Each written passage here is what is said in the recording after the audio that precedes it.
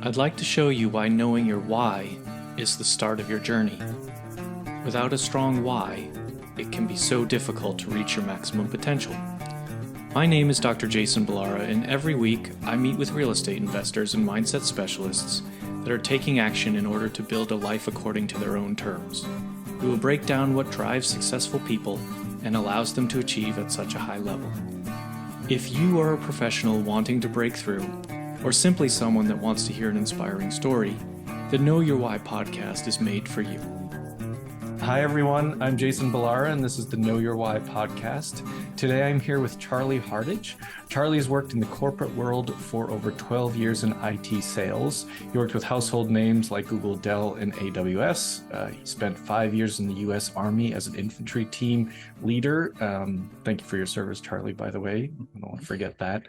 You've been investing since 2017 in real estate. So just from that little part of your bio, I know there's going to be a ton for us to talk about. So first, I just want to say thanks for coming on the show today. Thanks for taking out the time and being here. I really do appreciate it. Oh, Jason, thank you so much for having me. I'm really excited to be here and share my story. Awesome. Well, let's start there. Let's just start with your story, kind of go into more detail wherever you want to, and then we'll take it from there. Yeah, man. So I think around 10 or 11 years old, my best friend's dad, he had his own company. And my dad, I grew up, and I call it a middle-class mindset. I think a lot of us, if we're taught anything about finances, which not everyone's taught something, but if we're taught anything about finances, a lot of people are taught kind of that middle-class mindset of, do really well in school so you can get good grades, so you can go to a good university, get a good degree, get a good job, get promoted, climb that corporate ladder. And I noticed when I was 10 or 11, my buddy's dad was always around. He did not fit into that, working 60 hours or 40, 60 hours a week and traveling. He was just always around, and we'd go play putt-putt or watch movies or whatever. And I think that kind of started a little teeny tiny fire in me that's like, there's something else out there. I just had no idea what it was. Fast forward a little bit, I was working at retail when I was 14 years old. When I was 12 or 13, I was mowing yards because I was taught, work hard, save money. And when I was 17 when 9/11 happened, so I was too young to sign up for the military. I was close to graduating, so I went to school, went to university. While I was in the I think I was a senior in college, and I was like, I still want to do the military, but it was like, hey, just go work for someone because that's you're so close to graduating. So I did that, and fast forward, I was about 25 years old, and I was like, I'm not getting any younger. I want to go into the military. And for me, Jason, that was a career move. That wasn't like a 3, 4, 5 year contract. That was a career move. And in 2012, my second deployment, I was shot in the neck. And so I was medically retired. And so then kind of went back to the drawing board. I'm like, well, what am I going to do? And I think, my why, I didn't know what it was at the time. I knew I was alive. I had no idea at that point. My wife was 7.5 months pregnant when I got shot. And so we didn't have any other kids, and we only have one kid now. She's about 10. And so, I was still just struggling, man. I was trying to figure out why, my career was the military, or that's what I wanted it to be. I was injured, so I can't do that. And as I, became a father and a husband of more than just a year and a half or 2 years, I think my why did start developing. And I think I was spared to help other people achieve financial freedom. And that is my why, is my family, but I also want to leave a legacy. And so that's a really long story, Jason. Apologies for being so long-winded, but going from kind of that middle-class mindset to fast forward, and now I know I want to be able to leave a legacy for my family and for the community and for other veterans as well. Yeah, and please don't apologize. There's honestly a lot there to sort of, I think, talk about, and how it relates to, sort of moving into financial freedom and having that, wanting to have that impact on other people. So I correct me if I'm wrong here, but I feel like most of the time, when people join the military, it's sort of right out of high school. They don't necessarily go have a different career path. They don't necessarily go to college and then have a career and then join the military. I feel like that's maybe unusual. I'm sure it's not like completely unheard of, but maybe unusual. And you chose that to be your career path. So can you talk a little bit about sort of your mindset at that time? What went into all of that decision making and understanding, sort of you went into the job, and it certainly is a very worthwhile, noble career, but I'm just, again, maybe this is me not understanding, but it sounds different than most of the time, most of the stories that I've had other, military guests on the show and stuff, just a little bit different than how it normally goes. So I'm curious how that fit into your life plan. Wow. I think the military was always kind of in the back of my mind growing up. It wasn't just, 9/11 happened and I was 17.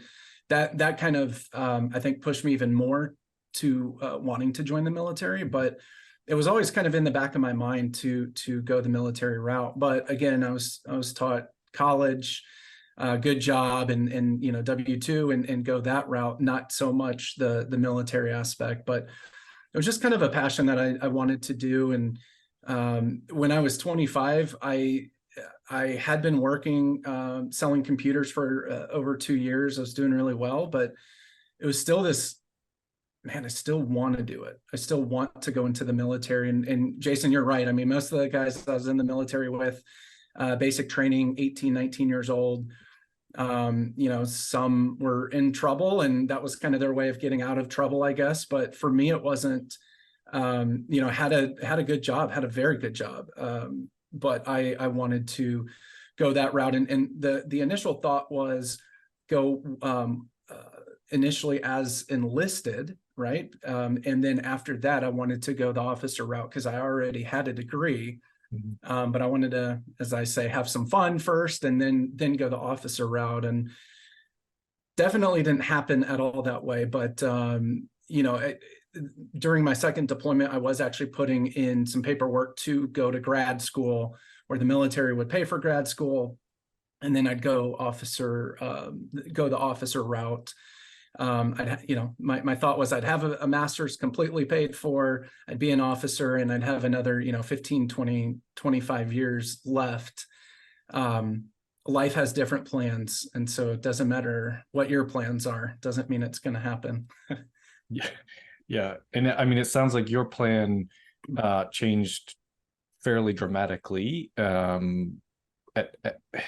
what you might be able to say is like a challenging time if your wife was 7.5 months pregnant, expecting your first child. There's obviously, I think there's a lot that goes into it. You don't necessarily need to share all the details, but I imagine if you were medically retired, you were recovering, there's probably a lot to kind of figure out all at once. And then, sort of you decided that you're going to make your why, your path forward as, sort of working towards financial freedom for other people.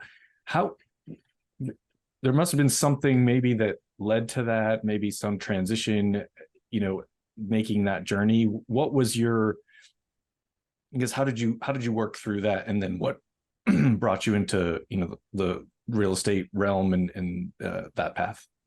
Yeah. So on my second deployment, and I had been interested in real estate in high school, college, and all that. I didn't know what type of real estate I wanted to get into. Andrew Carnegie has that famous quote over 100 years ago that says 90% of self-made millionaires are achieve that status through real estate. And even though it's 100 years old, I still think that is totally true. I knew I was never going to start a big company like Facebook or Google or Amazon. I'm not smart enough to know oil and gas and the market. And I looked at real estate as, holy cow, like everyone lives somewhere, right? All your shopping is done somewhere, and at the end of it is real estate. Whatever niche that is, real estate is just there. It's been there forever.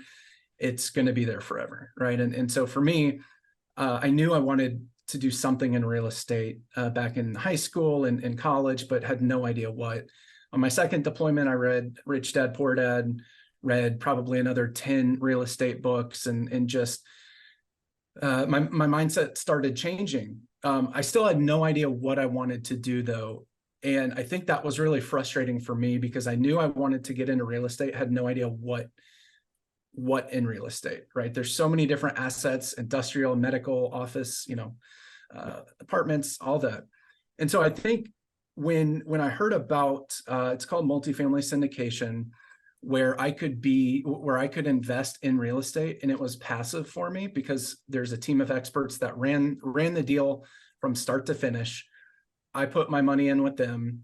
I didn't have to do any work. I didn't have to talk to tenants or deal with termites or toilets, nothing like that. Man, honestly, and maybe it sounds corny, but I was just so impacted because I was like, finally, I found something where I can invest in. I don't have to be the expert because I'm teamed up with experts. And I truly felt like that was my freedom clock, or my clock just started ticking.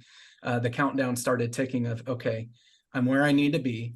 It took me a long time to get here. It took me 30 something years to get here, but I truly feel like this is exactly what I want to do long term.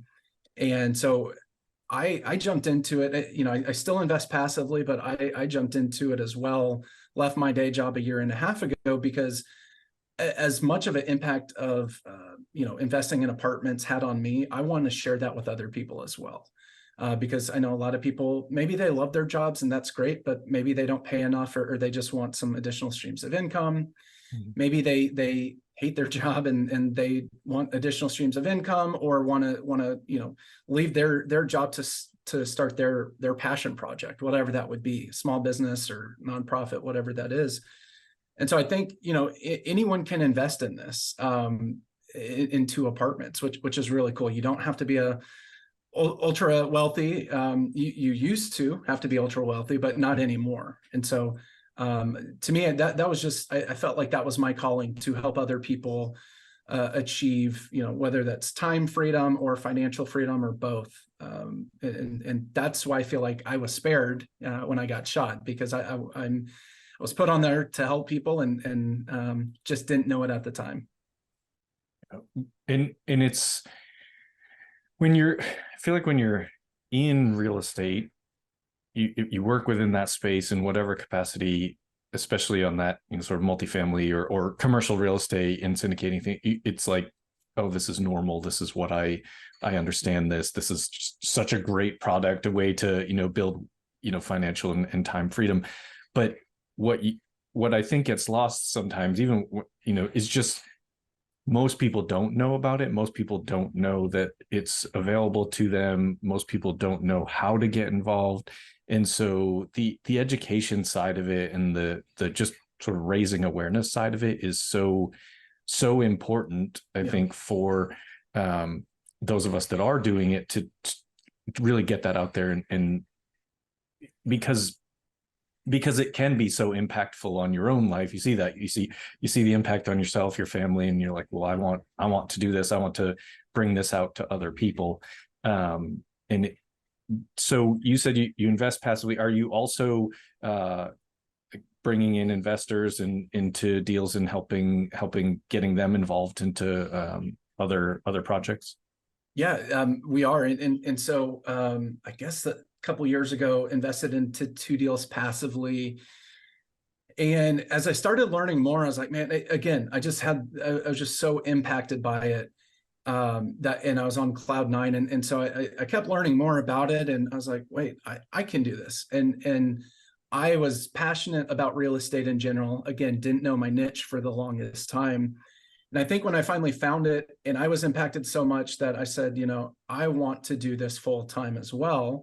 at the time I was in grad school, I was also working 40 hours a week. And so I didn't have the time to do it. But after I got done with grad school and during my free time was actually spent learning more and more about syndication, how to underwrite and come up with business plans, all that. And when I finally, had more time back because I was done with school, I decided to leave my job and do multifamily full time, because there's so many, IRAs and 401ks, that's kind of ingrained in most of us because we just hear about that. Big businesses, big financial businesses, they make money multiple times on 401ks, right? Whether that's through mutual funds or having paying for the account or financial planners. Yep. In the 401ks, you typically only have like 10 to 15 options, and most of those are depending on when you're going to retire. And I know a lot of people are fine with that because there is a match, but when you leave that company, now your 401k is just kind of sitting there. It's not making a lot of money. That a lot of fees are paid out, and so a lot of people don't know that they can actually roll that into a self-directed IRA and invest in real estate. And so I think the big businesses have this, hey, IRAs, 401ks, it's the best hands-off passive approach. And that's probably true for most people because they don't know about everything else that's out there, right? Right.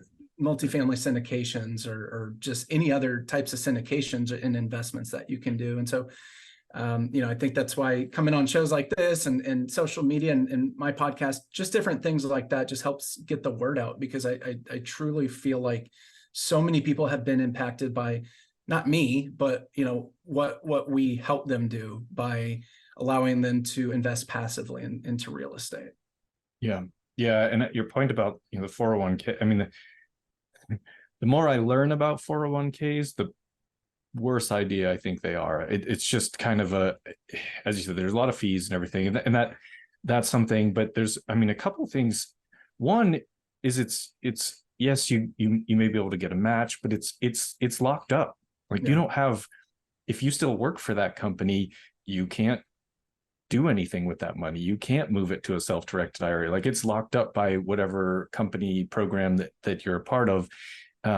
Additionally, what I learned from my own experience with my 401k is, if and I don't know exactly all the laws behind it, but apparently if you work in a company with a broad range of salaries, they're going to cap the amount of money that you can put within that 401k. So there's the government caps it at a certain spot, but if there's some sort of equitable contribution rule that your company has to pay extra money to allow the higher earners that want to put the full amount in, and if the company doesn't pay that extra money, you are limited by some average across the entire company. So wow. There's so many, like, it is what people know. It is, and I guess the argument of getting free money with that match, sure, I don't disagree with that, but I think the lack of knowledge of what else is out there and the sort of lack of control of putting that money into the 401k, sort of blindly and hoping that someone does something good with it is really something I don't want people to sort of brush over, because I think that point's important that you just made is just like, and once you leave, a lot of people don't know they can take that and move it to a self-directed IRA. They can do something with it. So right. I think it's a valuable point there to put out there. But as you said, the education and awareness and sort of reaching out to people who are interested in investing and teaching them that these products are available in multifamily syndication, that's a extremely important part of sort of, I think, what we do. Yeah. And we're not these big institutions with huge marketing budgets, and so I do think a lot of times when and quite honestly, Jason, when I first heard about this syndication, I thought it was a scam. I'm like, no, that I've never heard of that before. I thought it was a scam, but it truly can be extremely impactful. I've had several investors reach out to me that I told them about multifamily syndication, and even to this day, sometimes they'll text me like, "Thank you so much. This amazing. I had never heard about that. I'm like, I was in your shoes only a couple years before you, I had never heard of it. So Yeah. Maybe that maybe that is it's good and bad, right? Because once a lot of people, we don't know about it, and then you get into it and you're like, this is actually amazing, and you get so passionate about it that I don't know if that's sometimes off-putting to people or what. I don't know what the reason is, but I'm just like, listen, you need to know about this because this is important to your own, sort of future. right. And so I think I've experienced similar things where it's just kind of like it's almost frustrating or something, because you're like, no, really, this is a good this is a good idea. And some people just have resistance to it, and that's just it. That's part of it. That's part of the education, part of the having those conversations, and sort of really being passionate about truly wanting to give back and helping people sort of achieve those goals. So I think it's super, super important. What tactics do you use? How are you trying to kind of get it out there, get the message out there? What sort of things do you do to make it known, raise the awareness? I'm not a big fan of social media in general, but I did get back on social media and got on more platforms because so many people are on social media. That's one of the ways that I just get the word out about what we do. And it's interesting because there's probably been 30, 40 people over the last year or so that have reached out to me that maybe I worked with previously, or one was actually a guy, and about 5 years ago, I had spoken to him. I was trying to sell him some IT in a previous life, and he reached out. He's like, "Hey, I'm interested in learning more." And so I think social media is extremely powerful. And another thing that I do is my podcast as well. And a lot of people have podcasts, and so that's why I didn't want to open mine for the longest time. But I was listening to a podcast, and someone said, my sphere of influence doesn't know about this. And so when I heard about that, I was like, yeah, I'll start a podcast as well, because I think they're extremely beneficial. You get to tell your story, and people get to hear your story. And, a lot of times something that you say will really resonate with them. And then, that'll lead to some type of conversation about what we do and how it differs from IRAs and mutual funds, stock market, all that. So I would say that the two biggest would be my podcast, social media, but then also we have my partner and I have set up just this kind of email educational campaign. Gosh, I think we have like 50 emails that get sent out over the course of like 6 to 8 months. And it's really just starts with why real estate, why multifamily, goes through terms, how we underwrite, what markets we look at, different things like that, and just kind of educates them, because I do think education is the key. And, we've talked about that a lot, how a lot of people don't know about it, right? They're not educated on multifamily syndication. And so a lot of the investors that see the emails, or potential investors see the emails, 1 to 2 minute read for the email, 1 to 2 minute read for the article. And then it just kind of gives them enough information to not overload them, but enough information to then say, okay, that makes sense. And, if they read those over the course of the 6, 7, 8 months, then they'll have a pretty good understanding of what we do. I think my click rate on that's about 65%. So I know a lot of people are actually reading those, and, I do have some people reach out with questions from time to time. Yeah. I would say similarly to what you said, I've never, social media was not something I was ever, sort of excited about. I didn't want to be, never wanted to be an influencer, that stuff. I don't care, how many followers, like those sorts of things, like never interested me. But you do sort of get to learn the power of it, and the power of, sort of reaching a larger number of people, that sort of concept of one to many, that it just becomes, it's almost like you can't function in a way without it, because it's also in a lot of people's eyes now, it's your resume, right? It's your if you didn't put it on if you didn't put it on social media, it didn't happen. But if you're using it to be an educational platform, I think that's the key, being more of a contributor than a consumer, and then you can really take advantage and help people, right? It's sometimes people, that's how they're going to find you. That might be how they know you.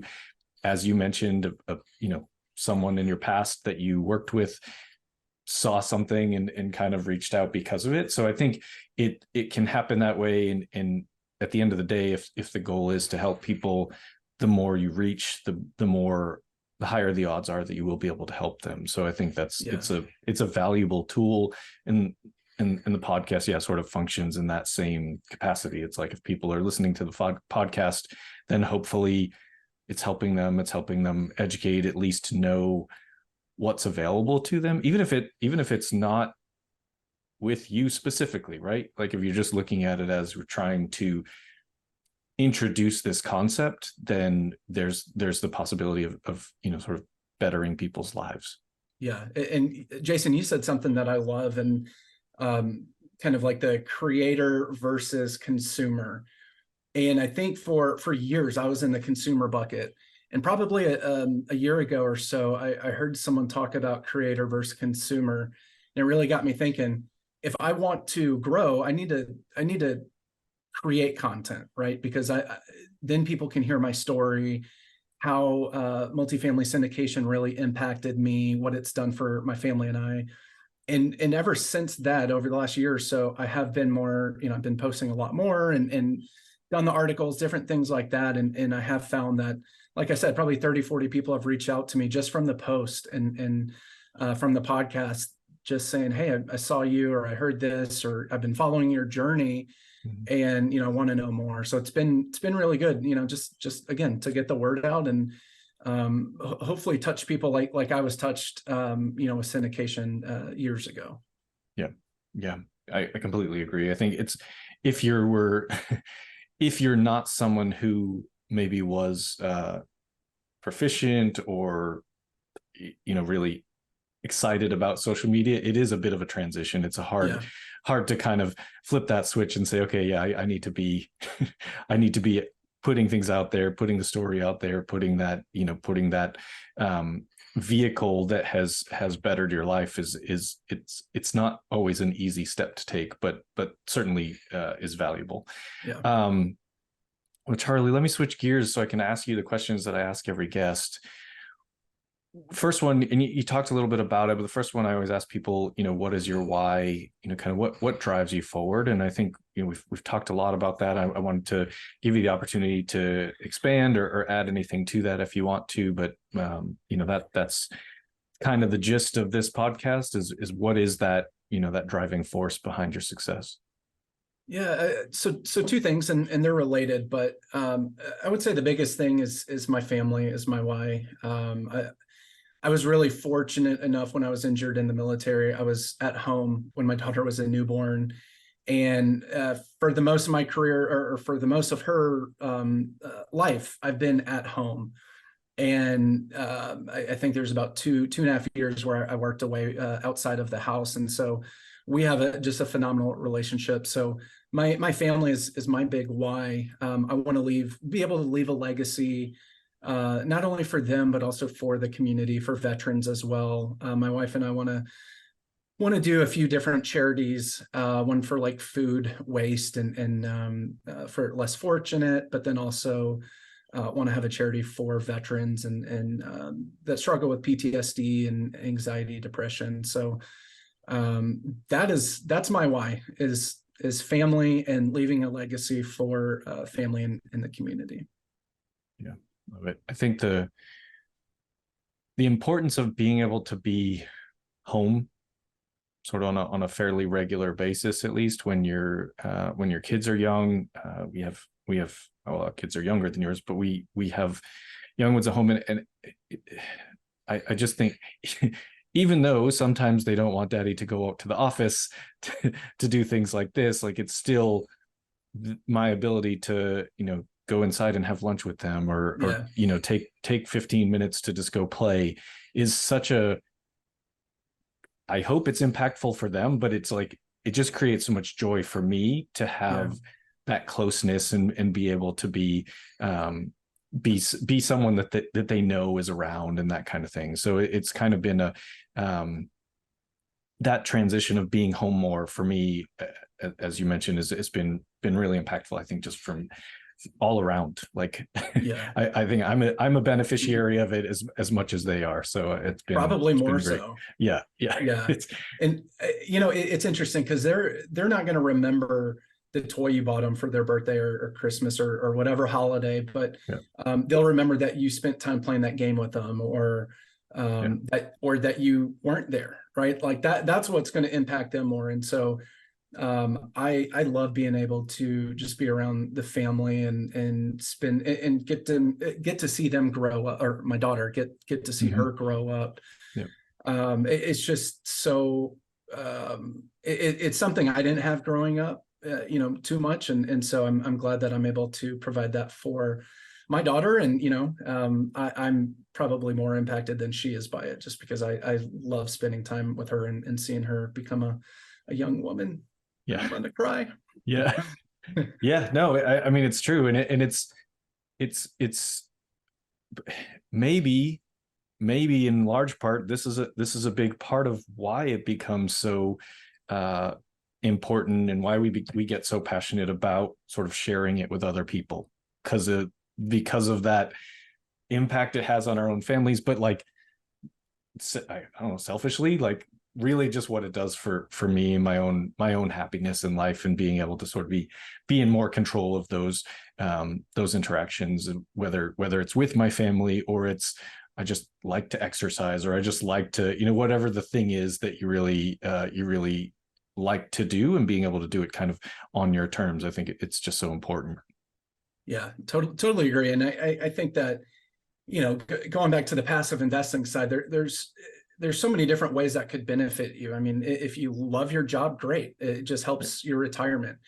Maybe you don't like it, or maybe you're stressed out, you know, just provides additional streams of income and all that. So there's so many ways to do it where, you know, I think the underlying benefit is you're in control. And so you can choose to stay home more, or not work a job that's more pressure, more taxing, because you have kind of this other stream of income, you know, these other investments that aren't in a 401k. So you can actually access those, you know, much sooner. You don't have to wait till you're 59 and a half or whatever the number is. And so I think, you know, and you kind of mentioned it too, but it was so impactful for me, the passive investing. And I think part of that reason, and I never even thought about it until you kind of brought it up, was now I'm more in control. I'm able to spend more time with my family as well. I don't have to focus on, you know, working later just to make a little bit more money, or, you know, getting that promotion when I was in the corporate world, because I'm able to kind of take a step back from the W-2, the career, the corporate world, to, okay, I know I'm okay with that, but now I can spend time with my family, which obviously super important to both of us. Yeah, absolutely. Next question for you, Charlie. Tell us something about yourself that isn't common knowledge. Special skill, a hobby, just something to let listeners know you a little better. I wouldn't say this is a special skill. I've been to 49 out of 50 states. Alaska's the last one on the bucket list. I love to travel. I've been in about 20 countries. I think something that would be a special skill is just the fact that I'm very analytical, even though I was in sales. I'm very analytical. I love to improve processes as well. You know, just because something's broke doesn't mean it can't be improved, in my opinion. And so that's something that on all of our properties, just in the day-to-day business, we're always trying to improve different things, improve underwriting, improve asset management, just whatever it is, we're always looking at getting better. And I think a big piece of that is kind of just the strategic side of things. I love to analyze things, kind of break it down and rebuild it to figure out how we can streamline something and make it better.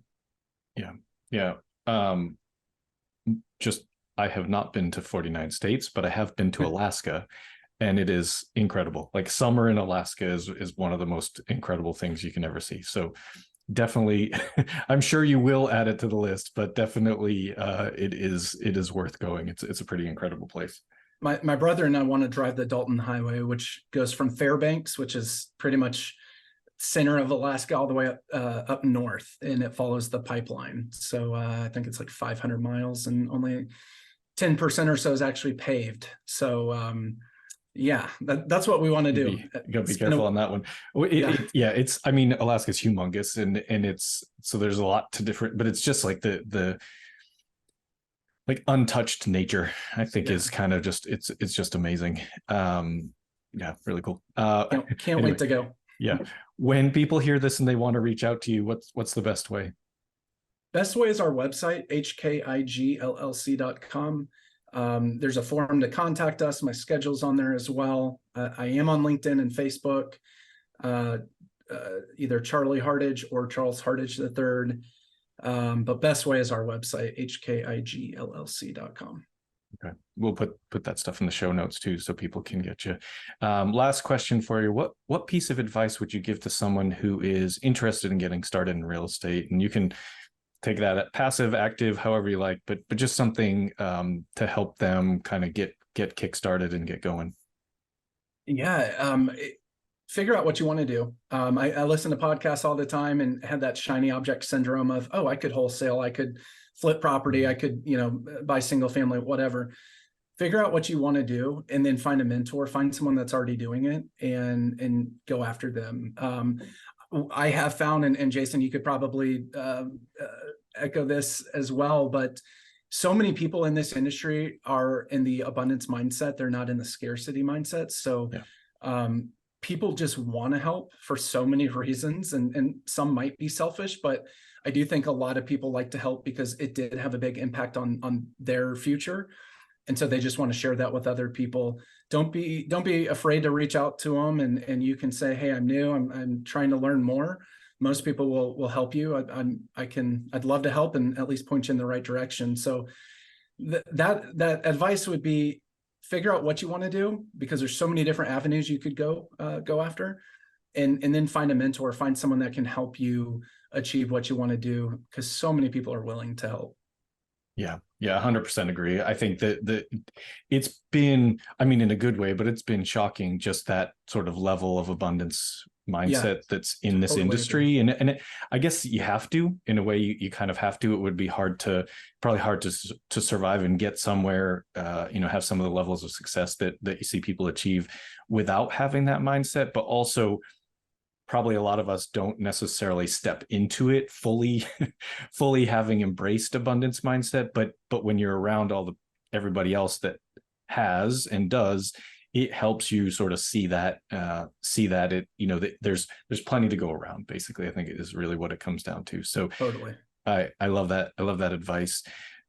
Charlie, thank you so much. Thank you for coming on the show today. Thank you for taking out the time and sharing your story. I really appreciate it. I think the listeners will get a ton of value out of this. Jason, thank you so much for having me. It's truly been a pleasure. Thank you. Awesome. Folks listening, I know you're going to love this episode and get a lot of value from Charlie's story. Please like, rate, and review the show so we can get more great guests, and have a great day. I'd like to show you why knowing your why is the start of your journey. Without a strong why, it can be so difficult to reach your maximum potential. My name is Dr. Jason Balara, and every week I meet with real estate investors and mindset specialists that are taking action in order to build a life according to their own terms. We will break down what drives successful people and allows them to achieve at such a high level. If you are a professional wanting to break through, or simply someone that wants to hear an inspiring story, the Know Your Why podcast is made for you.